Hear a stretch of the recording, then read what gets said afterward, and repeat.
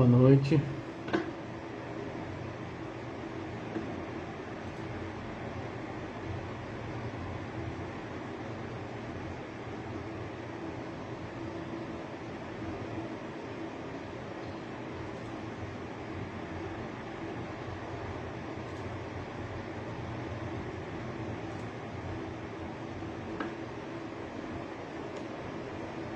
Boa noite, tudo bem?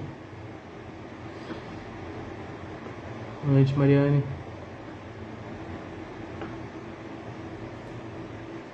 Lembrando aí, quem quiser, tá? Hoje eu vou falar do capítulo 8 do Evangelho segundo o Espiritismo.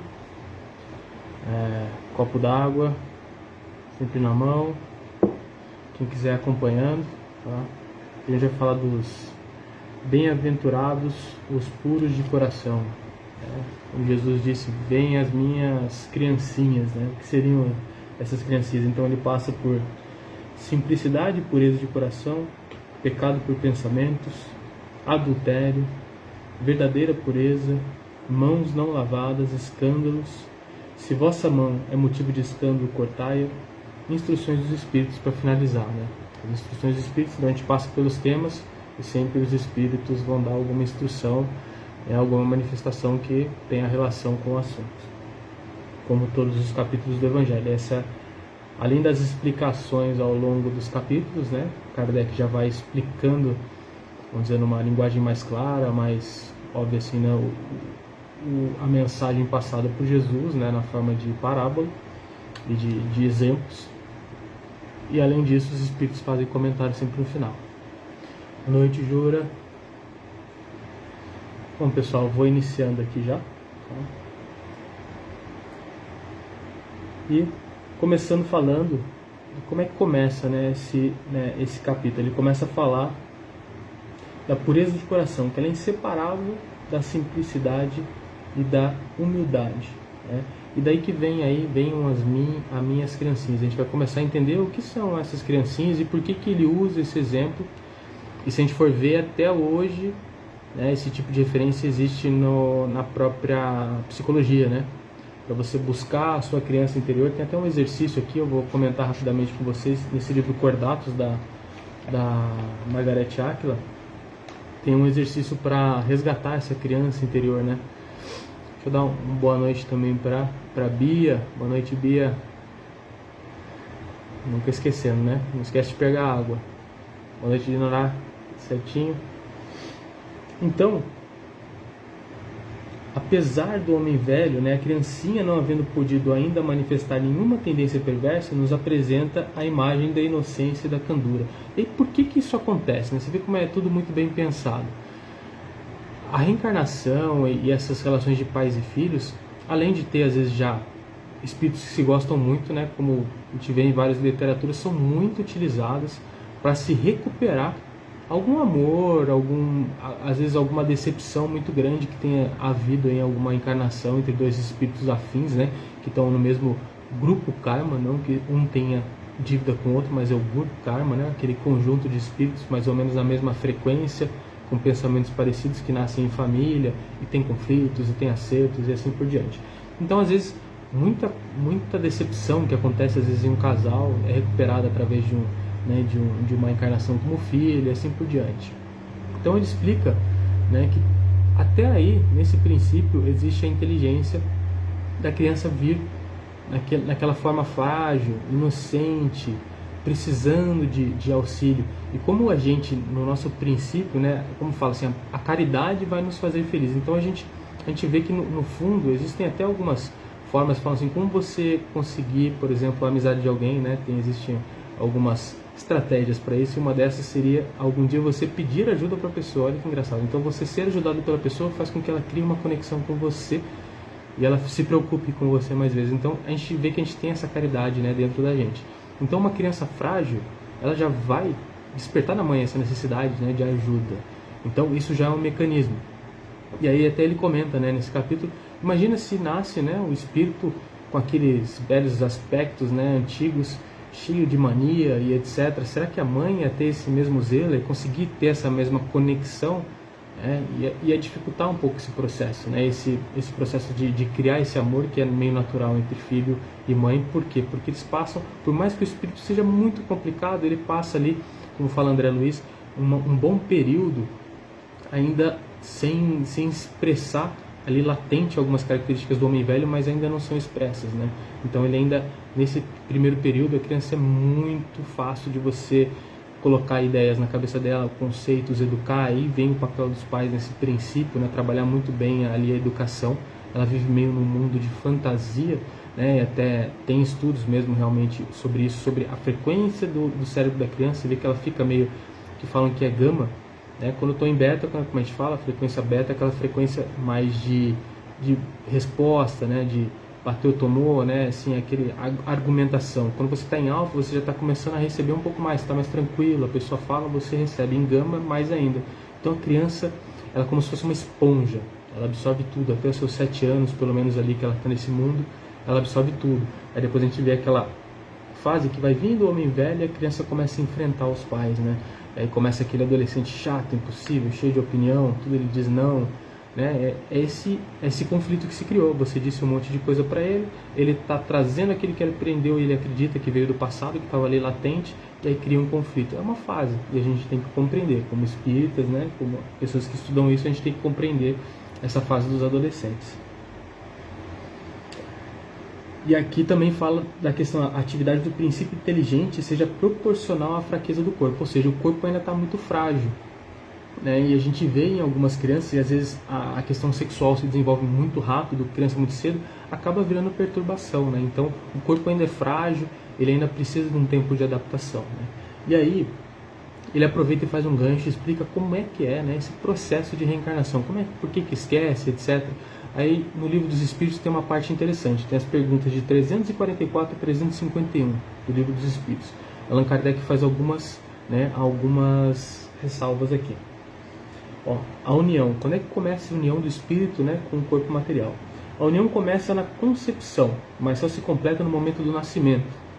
A partir do momento da concepção, o espírito é designado para habitar determinado corpo e liga-se a ele por um laço fluídico, que vai se estreitando cada vez mais, até o instante em que a criança vem à luz. Ou seja, já se cria um laço no momento da concepção, e esse laço vai estreitando.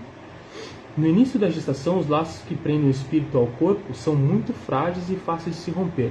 Aí tem algumas histórias assim, de espíritos, né? Tem umas outras partes que ele comenta, espíritos que assim estão com muito medo de encarnar, por isso que, sabe aquela fase nos primeiros meses ali, que tem uma facilidade maior da mãe perder o filho, às vezes é o espírito mesmo com medo de voltar, porque querendo ou não, isso aqui é um mundo de provas e expiações, né? Então quando ele está do lado de lá, ele tem muita consciência, às vezes sim, às vezes não, às vezes também vamos dizer, uma encarnação já mais forçada, mas ele sabe que ele está entrando às vezes uma situação um pouco complicada, e às vezes ele tende a sair. Então acontece muito de mães perderem filhos, né, nessas fases, nos primeiros meses. A partir do instante da concepção, uma perturbação começa a envolver o espírito. Essa perturbação vai crescendo, e as ideias e as lembranças do passado vão se apagando gradativamente até o momento do nascimento. Ou seja, você começa, conforme você vai se ligando, a concepção vai acontecendo, o espírito vai esquecendo, ele entra num estado meio de dormência até a hora que ele nasce, né? Ele vai, vamos dizer, ficar num estado meio que sonambúlico por um bom período, até que ele vai encarnar, né? E aí, em O Céu e a Terra tem uma outra parte, né? Porque o espírito está lá adulto, né? A gente, quando a gente desencarna como adultos, somos adultos. Como é que ele volta, né, nesse estado? Ele vira um corpo de criança novamente, né? E entre O Céu e a Terra de André Luiz tem alguns trechos. Ó. O corpo sutil do menino como que se justapunha aos delicados tecidos do perispírito maternal, adelgando-se gradativamente aos nossos olhos. O corpo sutil do menino denotava espantosa transformação, adelgara-se de maneira surpreendente. Unido à matriz geradora do santuário materno, em busca de nova forma, o perispírito sofre a influência de fortes correntes eletromagnéticas, que lhe impõem a redução automática, ou seja, ele entra em contato com a mãe e uma indução eletromagnética que atua muito forte no perispírito, né, que é um corpo mais sutil, começa a induzir e a diminuir. Ligando ao centro genésico feminino, ou seja, o chakra lá embaixo, genésico, né, o perispírito experimentava expressiva contração. observava-se a redução volumétrica do veículo sutil pela diminuição dos espaços intermoleculares. Toda matéria que não serve ao trabalho fundamental da refundição da forma é devolvida ao plano etéreo, oferecendo-nos o perispírito esse aspecto de desgaste ou maior fluidez. Ou seja, um processo eletromagnético que faz com que o corpo, as moléculas começam a se agrupar. A gente sabe que existe muito espaço, né? A gente sabe que, vamos dizer, nós mesmos, é muito engraçado, né? Como matéria somos mais espaço do que matéria. Se a gente analisar um átomo, né? Existe muito mais espaço entre o elétron e o nêutron do que realmente é. Então a gente é energia, a gente é mais espaço. Então acontece um adensamento e matéria se perde e é devolvida para o mundo etéreo. E aí, é assim que o espírito renasce melhor, mais forte, moral e intelectualmente, sustentado e secundado pela intuição que conserva da experiência adquirida. Ou seja, ele renasce sustentando essa experiência adquirida. Então, sempre que a gente vê, né, se a gente entrar numa sala de aula, crianças de meia idade, a gente vai ver muita diferença de habilidade, né? Muita diferença em esporte, seja em matéria, numa matéria, em outra. Então, se preserva, né, lá latente essa experiência adquirida. A gente vê isso na facilidade, em habilidades. Não ele descrever exatamente o que aconteceu, mas a gente vê habilidades diferentes para diversos tipos, né? Esporte, dança, a parte intelectual, lógica, né? Então isso se conserva com o espírito. Aqui, ó, e aí ele até chama aqui, ó, a importância aí dos pais atuarem fortemente e a possibilidade de corrigir algumas questões morais, tentar educar a criança, né? Durante o tempo em que seus instintos se conservam amodorrados, ele é mais maleável. Isso até uns 7, 8, 9 anos por aí, tá? Que André Luiz escreve, e esse período deve começar a diminuir conforme a gente evoluir. Ele é mais maleável e, por isso mesmo, mais acessível às impressões capazes de modificarem a natureza e de fazê-lo progredir, o que o torna mais fácil a tarefa que incumbe aos pais. Ou seja, os pais têm uma possibilidade, uma chance muito grande, nesse período inicial, de influenciar na educação dos filhos, tá? Então, muito cuidado, né? A gente sempre falando, né? Elogiando sempre o processo, não rotulando a criança. Você não é inteligente, você é esforçado, né? Não rotula, porque o inteligente amanhã pode virar burro, isso é um rótulo, né? Então, se ele é uma pessoa esforçada, ele sempre vai ser esforçado. Por mais que dê errado, ele fez o que ele podia fazer, o melhor que ele podia, né? Então, pecado por pensamentos, adultério, aí ele vem falar nesse ponto, né? Então, aí fica-se uma pergunta, ó, que Jesus falou: não cometereis adultério. Eu, porém, vos digo que aquele que houver olhado a mulher com mau desejo para com ela, já em seu coração cometeu adultério com ela. Ou seja, eu já errei por estar pensando, não necessariamente a gente vai espiar, vamos dizer que a gente não cometeu o erro, mas a gente vai ser colocado à prova, tá? Então a gente começa a falar assim: nossa, mas político é tudo igual, né? Será que político é tudo igual ou ser humano é tudo igual? Um ser humano no mundo de provas e expiações, não vamos dizer é tudo igual, mas está mais ou menos num nível moral parecido, não é assim? Né? A elevação dos mundos. Então a gente fala, pô, coloca o cara lá, ele corrompe, o outro corrompe também, o outro corrompe também. Ou seja, aí ele coloca 3 categorias nessa parte. Ele fala do espírito, que ele tem maus pensamentos, ele nem pensa, né, nas coisas ruins, não passa pela cabeça dele, ele cai numa situação, ele pode tirar um proveito, mas isso nem passa, ele vai fazer o certo. Esse espírito, ele já evoluiu, ele já fez a caminhada. Tem um espírito que ele vai cair numa situação, ele vai ficar tentado a fazer alguma coisa errada. Ele tem algum vício, ele tem alguma tendência a ser um pouco mais egoísta, mas ele luta com isso. E aí, apesar de ele ter essa má tendência pode ser um motivo de êxito dele. Ou seja, cada vez que ele vence essa má tendência, ele está andando, ele está caminhando. E existe o espírito que tem a má tendência e não está interessado, né, em perder essa má tendência. Se ele tiver a oportunidade, ele vai cometer o erro. Ou seja, esses espíritos, ele não precisa necessariamente fazer o ato errado, mas ele já está classificado. Por exemplo, o espírito que tem essa má tendência, ele vai ficar no mundo de provas e expiações, ele vai ficar no mundo primitivo, ele vai estar num mundo onde ele possa experimentar, né, e viver, e a gente vai falar mais disso, essas experiências e começar a entender que aquilo não é benéfico, né? E às vezes através da dor, pode ser através de esclarecimento e do amor ali fazendo uma coisa boa, mas muitas vezes através da dor, repetindo até resolver mudar de caminhada. Então ele fala muito disso. Então, se a gente pensa, sim, né? A gente começa a fazer pensando, nada começa sem o pensamento, né? Nada vem do físico direto. É sempre uma tendência, por mais que seja uma resposta automática, emocional, é uma tendência que você tem, que a gente já tem já inclusive lá no inconsciente, de tão forte que é essa tendência. Quando a gente é agressivo muito rápido, né, fala, mas foi emocional. Tá, mas por que existe essa emoção?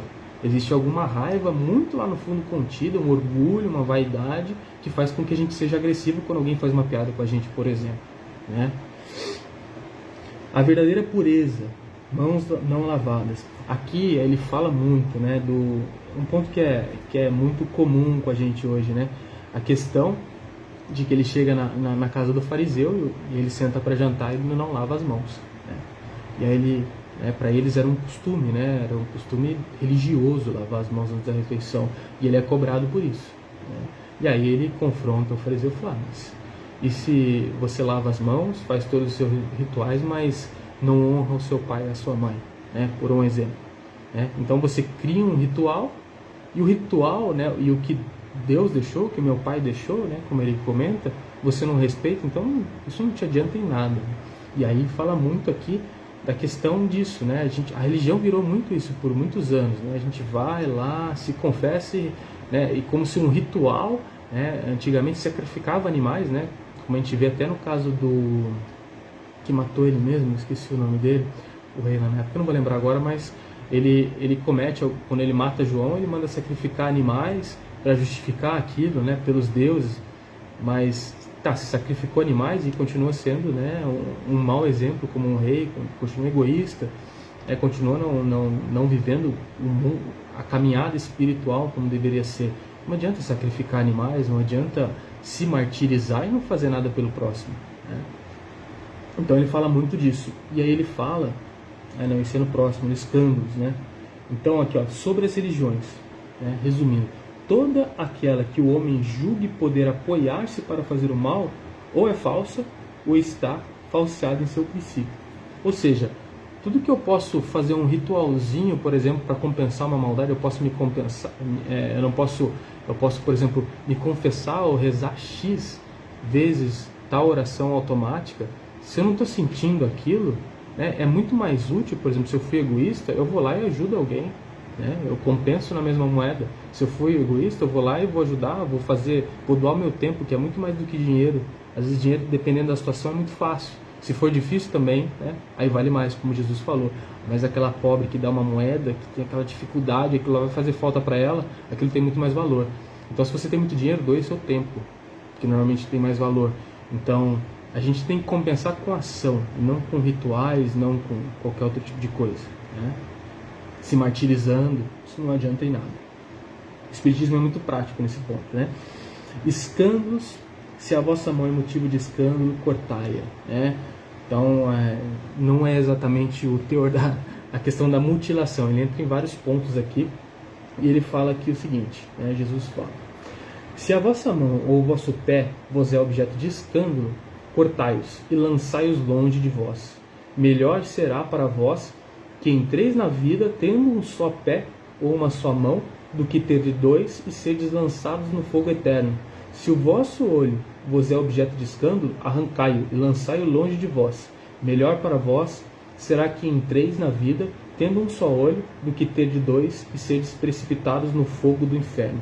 Ele não fala aqui especificamente para se arrancar um olho, mas dependendo da perspectiva, a gente vai ver que é mais vantagem não ter o olho realmente, né? Então, o que ele fala de... O que é escândalo, primeiro, na definição, né? Escândalo é alguma coisa que você faz muito fortemente contra a moral, né? Então, é um ato imoral, que vai contra a sua moral, né? E aí ele começa a falar aqui, né, que um ponto muito comum, que a gente se esconde muito, aí vem naquele ponto que a gente falou anteriormente, né, de simplesmente fazer rituais, né? Que muitas pessoas se contentam com evitar o escândalo, porque evitando o escândalo não sofre o orgulho. Ou seja, às vezes eu crio ali um personagem que ele é todo certinho, ele vai na igreja, tal, e no seu íntimo ele tem diversos problemas que ele esconde. E nesse ponto é suficiente, né, porque dói no orgulho toda vez que alguém percebe os meus defeitos, então eu fico satisfeito em esconder esses defeitos, né? Isso por um certo tempo isso vai acontecendo e é parte do processo. Primeiro a gente sente uma culpa, a gente sente uma vergonha daquele ato, mas a gente tem que chegar num momento em que a gente olha para o homem velho, que somos nós mesmos, com os nossos defeitos, né, e a gente abraça aquele homem e começa a trabalhar aqueles defeitos. Porque não adianta nada ficar escondendo, ele vai continuar existindo. E isso aconteceu muito claramente na pandemia, né? As pessoas não conseguem ficar em silêncio, né? Não conseguem, não consigo meditar, não consigo. Por quê? Porque é como os homens que a gente fala, né? Que eu gosto sempre de colocar no caminho da luz, né? Que fala porque eu me vejo muito nisso, que era os pessoais, os arianos, né? Que vieram daquela raça que tinha a parte das artes, intelectual, assim, mas tinha uma angústia muito grande, por isso eles são muito frios. Então eles tinham uma angústia muito grande quando vinham falar da parte emocional e não conseguiam. Então a gente vê que até hoje, quando você vai em algumas regiões na Europa, fala, nossa, pessoal frio, diferente, né? Eles não são tão amigáveis e às vezes é exatamente, né, uma forma de fugir disso, né? Então a gente muitas vezes se contenta só em fugir, né? A gente evita o problema, né? E a gente não fica em evidência, o orgulho não é ferido, não dói, e isso é suficiente. E a gente passa a vida sem melhorar. Então isso foi acontecendo, e agora o momento de pandemia deixou isso muito claro, né? Muitas pessoas se deprimindo, né? Deve ter tido casos de suicídio, provavelmente tem, né? A gente tem um histórico muito grande, mas agora a gente só fala da doença principal, né? Mas acontece, né? Muitos problemas emocionais. E aqui, então, o que é esse escândalo? É tudo o que resulta dos vícios e das imperfeições humanas. Toda reação má de um indivíduo para outro, com ou sem repercussão. O escândalo, neste caso, é resultado efetivo do mal moral. Ou seja, qualquer reação ruim que eu tiver por um mal moral, com ou sem repercussão, ou seja, independente, às vezes, se não atingiu diretamente a pessoa. Por quê? Porque ela moralmente não se importa, né? Ela não tá, às vezes a pessoa está mais elevada e não, mas eu expressei esse meu problema moral e atingi essa outra pessoa. Porque muitas vezes a outra pessoa nem vai ligar, se ela tiver, né? Isso a gente vê muitas vezes, né? Quando um não quer, dois não brigam, né? Como fala, né? Muito bem falado pelos antigos, né? Então, mesmo assim, eu vou estar criando aqui na minha consciência. Lembra, sabe quando você... Isso é óbvio, né? Quando a gente é agressivo com alguém extremamente pacífico, fica doendo na consciência. Nossa, putz, por que eu fiz isso, né? A pessoa veio na maior boa vontade, eu fui agressivo, estava impaciente. Aí fica doendo na consciência. Isso é karma. É um problema na consciência. E a gente fica sentindo a necessidade de compensar e ir lá desculpar ele. E senão a gente pode expressar isso de outra forma, com outra pessoa, sendo educado com outra pessoa, né? E aí ele começa a falar que é preciso que haja escândalo no mundo. É necessário que o escândalo venha, né? Aqui, porque estando em expiação na terra, os homens se punem a si mesmos pelo contato com seus vícios, cujas primeiras vítimas são eles próprios e cujos inconvenientes acabam por compreender. Ou seja, a gente precisa ser exposto, precisa ficar envergonhado, precisa se humilhar, né? Que fala que se humilhar, como fala sempre, é ser humilde, não tem nada de errado. Pra gente virou uma palavra ruim, né? Se humilhar é uma coisa ruim, mas não é ser humilde, né? Se olhar no dicionário. Então a gente precisa ser exposto a esses erros, sentir essas, ou seja, no mundo de provas e expiações, os escândalos precisam acontecer. A gente precisa, porque é nesse tipo de mundo que a gente vai começar a deixar evidente esses defeitos, né? Começar a trabalhar essas mazelas para começar a melhorar e ter condições de ir para o mundo de regeneração e assim por diante. Ou seja, é um momento que precisa ter escândalo, né? E aí ele fala, né, que se vossa mão é a causa do escândalo, cortai-a. Então, na verdade, ele está falando o quê? Que a gente fala sempre na reforma íntima. É buscar esses defeitos, esses vícios, esses maus morais. E a mão é um simbolismo. Na verdade, é cortar esse defeito. A gente tem que fazer a reforma. Perceber, eu tenho muita raiva, eu sou muito egoísta, eu sou muito orgulhoso, eu sou muito vaidoso. É isso que tem que ser estipado, não é a mão física. Isso é só um exemplo, tá? Mas que serviria também em algumas encarnações. Por exemplo, eu nascer cego, né, que ele vai falar no final, às vezes é a melhor coisa que pode acontecer comigo. E aí ele fala aqui, ó, deixai que venham a mim as criancinhas, né? Quando ele fala de criancinhas aqui, ele não está falando exatamente de crianças. Então a gente falou da criança, a criança inocente, que acredita, né, que vem e acredita nos pais sem a menor dúvida. É mais disso, né? Ele está falando dos espíritos aqui que precisam muito de ajuda, os sofredores, etc. mas eles têm que vir com uma certa inocência, vamos dizer, com uma fé mais verdadeira. A gente é cheio de medo, cheio de desconfiança quando a gente é sofredor, então a gente teria que ir até ele como uma criança, com fé, acreditando que Jesus pode curar. Então, e isso ficava demonstrado. Quando as pessoas tinham fé, ele curava as pessoas, fazia voltar a enxergar, voltar a andar. Quando essa cura realmente funcionava, era porque esse espírito, esse encarnado, estava com uma postura de criança. Uma criança que está ali pedindo ajuda, está acreditando, está frágil ali, pedindo ajuda e se entregando para Jesus e realmente tendo fé. Então, essa é a postura, não necessariamente ser uma criança. É essa característica da criança que ele estava falando. E aí, o espírito aqui fala no final, de Bordeaux, o espírito protetor: se tens amor, possuis tudo o que há de desejável na terra. Possuis preciosíssima pérola, que nem dos acontecimentos, nem as maldades dos que vos odeiam e persigam poderão arrebatar.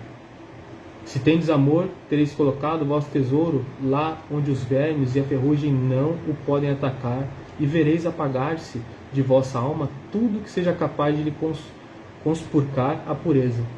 Sentireis diminuir dia a dia o peso da matéria, e, qual pássaro que adeja nos ares e já não se lembra da terra, subireis continuamente, subireis sempre, até que vossa alma inebriada se farte do seu elemento de vida no seio do Senhor.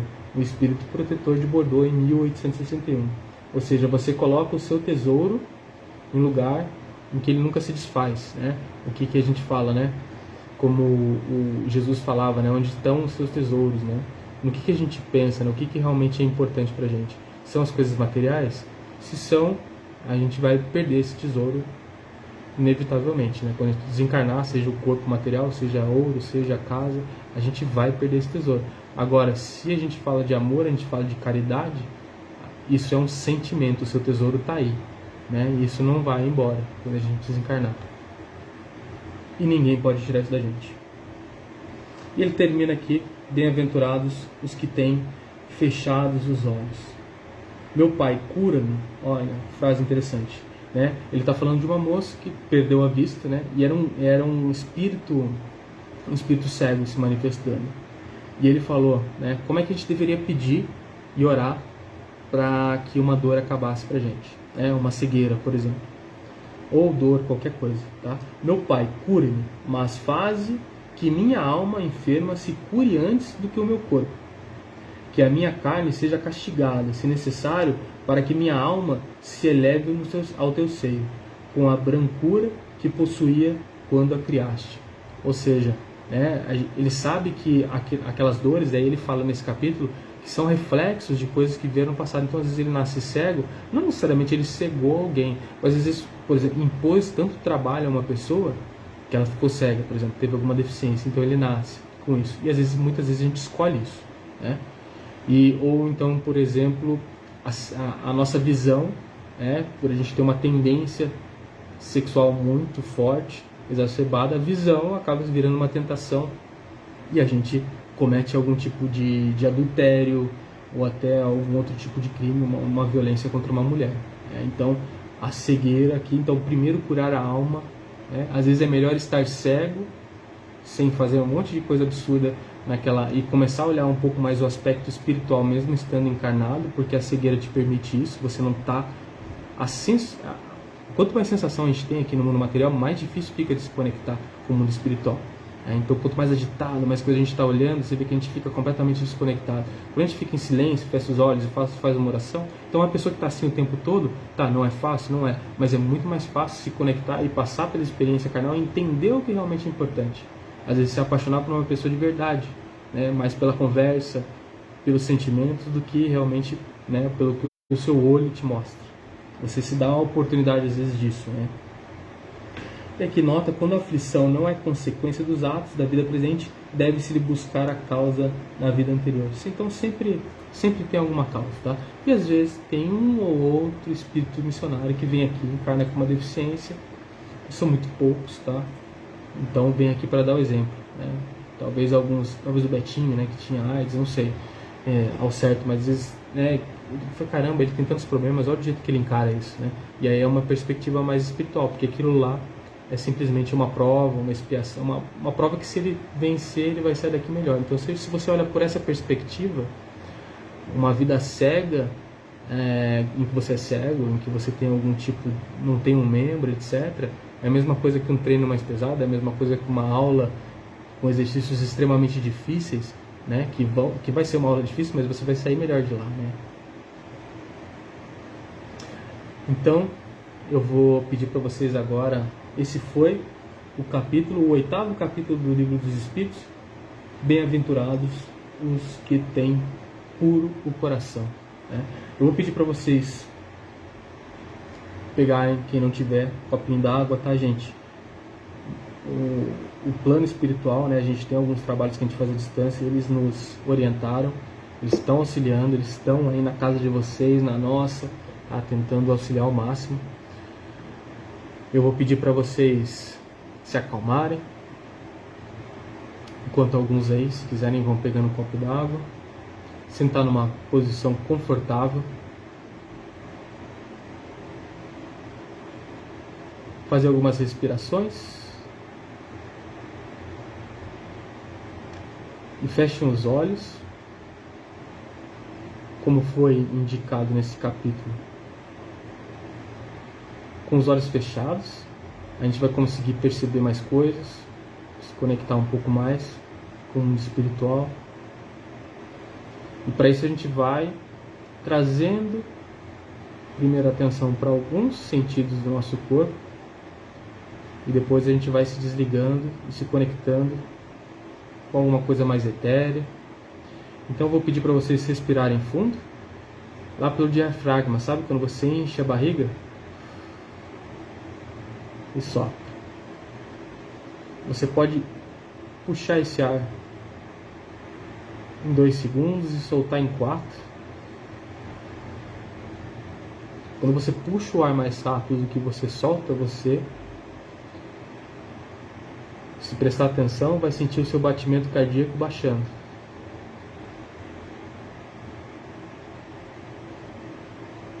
Eu vou pedir para que você vá respirando e vá tentando, prestando atenção no seu coração, no seu batimento cardíaco.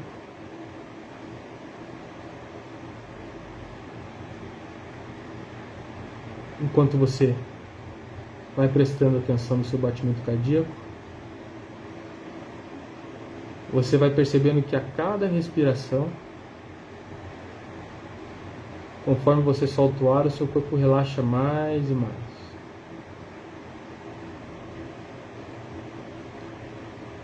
E agora que você está relaxado, desligado de qualquer problema,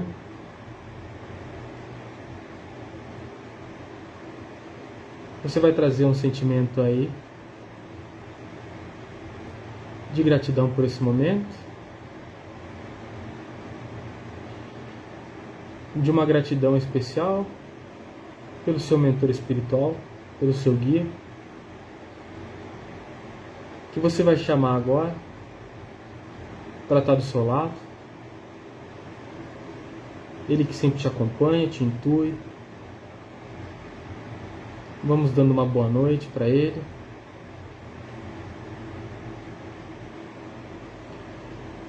Esse seu guia espiritual, anjo da guarda, chame como quiser, mentor, ele vai recebendo com as mãos espalmadas para o alto uma luz branca.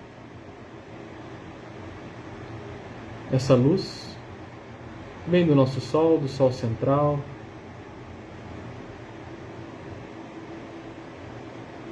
Ele vai acumulando nas palmas das mãos dele e derrama sobre o seu campo mental. Você vai sentindo ela ali no coronário. Ela vai adentrando até o centro da sua cabeça, numa glândula que se chama pineal, ali entre os seus 2 ouvidos, bem no meio da sua cabeça. Vai sentindo essa região pulsando. E essa energia vai ali entre os seus olhos, no chakra frontal, na testa, Você sente uma pulsação ali. De novo, ali da glândula pineal, no centro da sua cabeça, ela irradia agora o seu chakra laríngeo ali na garganta. Percebe essa região, sente ela pulsando. Agora num azul claro. De novo, da glândula pineal, você sente ela ali para o seu cardíaco. Agora a luz é verde. Sente seu cardíaco pulsando. Um refrigério vai se fazendo nessa região. Agora essa energia se irradia no seu chakra gástrico, ali no plexo solar, na boca do estômago. Ali a cor é amarela, laranja, na verdade. É amarela ainda. Vai sentindo pulsar. Em último lugar, ali no baço, na sua costela do lado esquerdo, no seu chakra esplênico, você sente essa pulsação e dali ela se distribui para todo o seu corpo. Vai tomando conta de todo o seu corpo emocional, vai desfazendo qualquer acúmulo energético devido a algum estresse, alguma emoção mais forte que a gente tenha tido ao longo do dia, vai se desfazendo. Vamos pedindo a permissão para ir atenuando algum acúmulo energético mais antigo, algum trauma, essas emoções cristalizadas. Vamos desfazendo, vamos agradecendo. Essa energia se espalha por todo o seu corpo, você vai se sentindo revitalizado. Vamos expandindo isso do corpo emocional para o mental, vamos desfazendo formas, miasmas, pensamentos, todos esses maus pensamentos do dia. Essas conexões vão se desfazendo em 1, 2, 3, 4, 5, 6, 7. Você vai tomando seu passo, recebendo essa energia, agradecendo, enquanto vamos levantando a sua casa. Vamos levantando a sua casa em 1, 2, 3. Colocando uma plataforma no piso em 1, 2, 3. As laterais sobem também numa plataforma de aço em 1, 2, 3. A gente fecha essa residência com uma cúpula de aço em 1, 2, 3. Água crística nas portas e janelas. Vento solar vai invadindo sua casa. Uma explosão de luz aí na sala onde você estiver em 1, 2, 3. Essa luz vai tomando conta da sua casa, esse vento solar, desfazendo também egrégoras, formas, miasmas e pensamentos ruins que venham a te prejudicar. A gente vai pedindo o auxílio dessa equipe espiritual que nos acompanha à distância, e caso tenha algum irmãozinho aí que possa ser levado para o farol de Ismael, seja o momento, seja possível, ele vai ser encaminhado com o apoio dessa equipe e com a força de nosso pensamento, de nossa fé, para o farol de Ismael em 1, 2, 3, 4, 5, 6, 7. Lá eles vão sendo alimentados, cuidados, paramentados em branco. Vamos deixando lá a critério da espiritualidade, que encaminha eles para os beneditinos mais tarde. E nós aqui vamos agradecendo por termos esse passe, por termos a nossa casa protegida. E agora, nada mais justo do que devolver. Então é hora de vibrar. Essas emoções que vêm do coração vão impulsionando o pensamento. E essa energia na cor dourada, essa luz dourada, vai se expandindo e vai tomando conta de toda a nossa casa, de todo o nosso bairro, de toda a nossa cidade. Vamos nos unindo em focos de luz, tomando conta de todo esse país. Vamos cumprimentando a Ismael, o mentor desse país. Vamos expandindo junto a ele, tomando conta de todo esse continente, de outros continentes. E vamos apreciando agora do alto. Mentaliza esse globo, esse planeta, todo tomado por essa luz dourada. Como sempre, às vezes a nossa intuição vai nos mostrar algum pontinho mais escuro. Ali você força esse dourado, mentaliza. Vamos aproveitando essa elevação, essa condição, e vamos cumprimentando a Jesus, nosso Pai, a Maria, nossa Mãe. Vamos agradecendo a Deus por todo esse planeta, por essa oportunidade de encarnar, pelo nosso livre-arbítrio, por Ele sempre nos respeitar, apesar de seu poder. E vamos vibrando por todo esse planeta, vibrando em especial, como sempre, com muito amor, por aqueles que tentam tirar algum tipo de proveito financeiro, político, nessa questão da distribuição da vacina. Muito amor sempre, gente. Egoísmo, ódio já existe no coração desse, então é sempre com amor. Não se esfria a água colocando no fogo, se esfria colocando gelo. Então, se tem egoísmo, a gente dá amor, a gente dá caridade, humildade. Vamos vibrando também por todos os reinos que mantêm esse planeta, mantêm a vida nele, mineral, vegetal, animal, eles que permitem, que criam a sustentação para o reino hominal, que somos nós, para que a gente dê mais atenção para eles, seja menos egoísta. Vamos vibrando por todos os países, sempre em especial por aqueles em dificuldade, aqueles esquecidos, que a gente nem em estatística tem, ali na África, Ásia, esses continentes que às vezes o poder físico ainda impera sobre as pessoas ali, muito poder concentrado. Vamos vibrando pelo nosso país, vibrando também em todo mundo ainda, por todos que estão em leitos de hospital, nessa situação atual.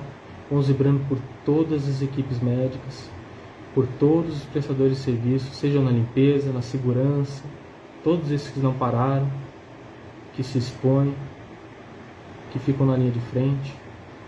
Vamos vibrando por todos esses que estão trabalhando, auxiliando, seja materialmente, seja emocionalmente, seja como for, mas auxiliando esses mais afetados nessa situação atual de pandemia. Vamos vibrando pelo Farol de Ismael, por essa casa bendita que nos permite trabalhar, que nos permite orar, vibrar. Vamos vibrando por todos os trabalhadores, por todos os assistidos. Vamos pedir uma permissão especial para vibrarmos por nós mesmos aqui nessa live, reunidos em um só coração.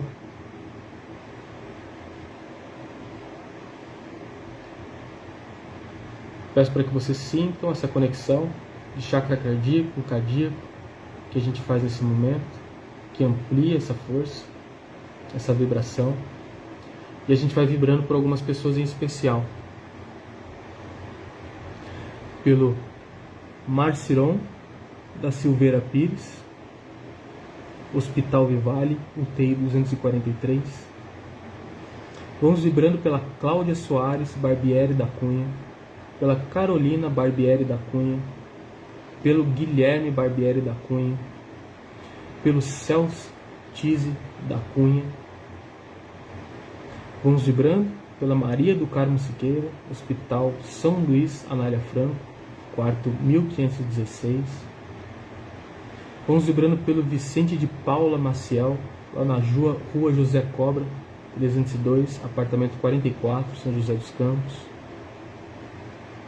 Vibramos também pelo Paulo Roberto Carneiro, que desencarnou.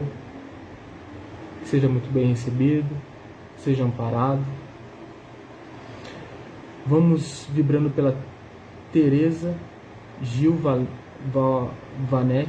Oliveira, Tereza Gilvanete Oliveira, Barretos 158, Jardins Ilustres, São José dos Campos. Vamos vibrando pelo Alexandre Utida Cortez, continua lutando, lá na Santa Casa de São José dos Campos, 421, contra o Covid. Vamos vibrando pelo Paulo Roberto Carneiro, UTI Covid, HC, UFU de Uberlândia. Vamos vibrando pelo Geraldo Caetano Filho, que também desencarnou contra o Covid. Muita força para esses irmãos. Vamos vibrando pelo José Luiz Vieira. Pedir também para vocês vibrarem por um momento. Pela Rita Sorighetti, pela Tereza, que desencarnou, seja bem recebida. Pelo pai da Rita, que continua também na sua luta. Vamos vibrando por Giacomo Marchese, também, que vibramos várias vezes aqui, ele desencarnou.